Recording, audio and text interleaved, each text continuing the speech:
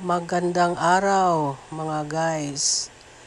Ang aking ibabahagi ngayon ay kung paano magpaparami ng Wave of Love o Anthurium plaumenae. Ang pamaraan sa pagparami ay sa pamamagitan ng kanyang mga buto.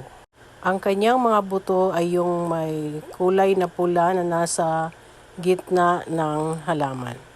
Ang Wave of Love ay isang rare na halaman at medyo mahal ito. Kaya mas mabuti kung tayo mismo ang magparami nito.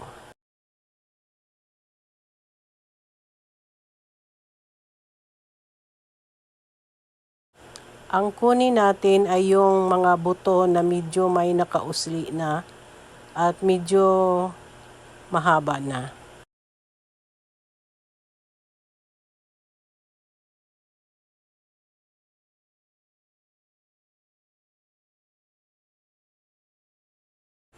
Ngayon ay kunin natin isa-isa yung mga buto at ilipat natin sa isang flower pot na may nakahanda ng lupa.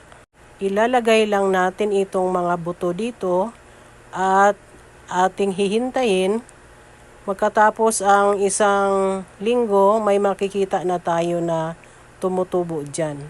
After 2 weeks, makikita mo na talaga na may bagong wave of love na tumutubo dyan.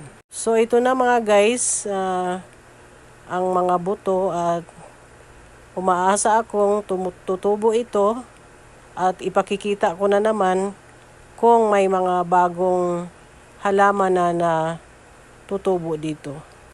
Yan lang mga guys at salamat sa panonood and hanggang sa muli.